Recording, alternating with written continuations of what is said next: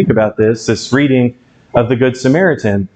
And this is very relevant to what's going on right now, because for the Jews and the Samaritans at that time, Jesus is assuming that his audience understands the dynamic that's at play here, because the Jews and the Samaritans didn't just have a difference of opinion and they just lived next to each other. They were bitter rivals in their faith. They had very strongly held opinions, and there was a lot of animosity between these two groups. So this is the enemy camp that he's talking about. And, we think back over the past week and the election that we had, we can see that there's something like that in our country right now. It's very divisive.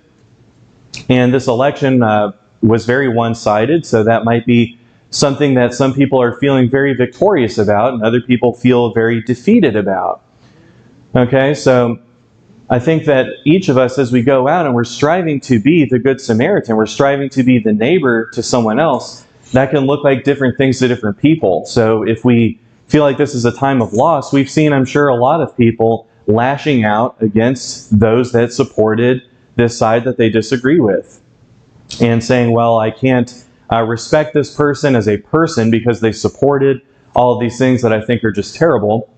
And then on the other hand, we see those who won really rubbing it in and gloating. Okay, so there's the temptation there for us to do one of those things when we go through something like this where we feel like we've had a victory or we've lost. But when we think back into the early Roman Empire, before Christianity even was legal, you had a lot of different religions at the time.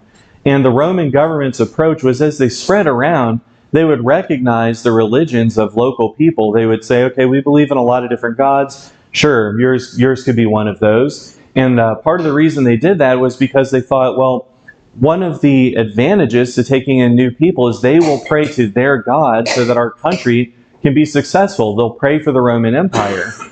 And so when Christianity was legalized, that was something that started right away. So that's a very Roman thing, that this idea that people of faith are supposed to be supporting the society that they live in some way and contributing to harmony and to people being able to live peacefully together.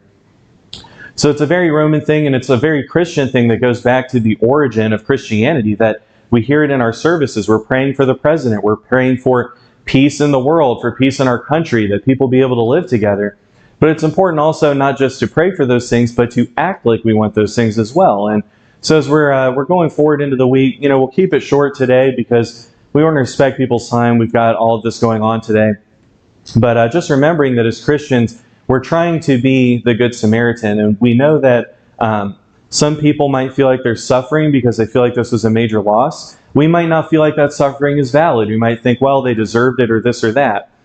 But that's not the way they see it. And so whether we're on the losing side or the winning side, people are going to remember the way others acted at this time, because we're going to get here again and again every few years. And so for all of us to do our part as Christians in society and to show the love of Christ, we have to be setting an example. We have to be trying to break that cycle of this divisiveness and the hatred that goes on both sides. So we go and we're going to say something to someone. Just take a pause, take a moment to pause and think, is this really the way Christ would respond to this situation? Is this really the way Christ would want someone to represent what it is to be a Christian or to be loving to other people? And maybe just take a moment, if we were going to gloat, and just say, hey, you know what?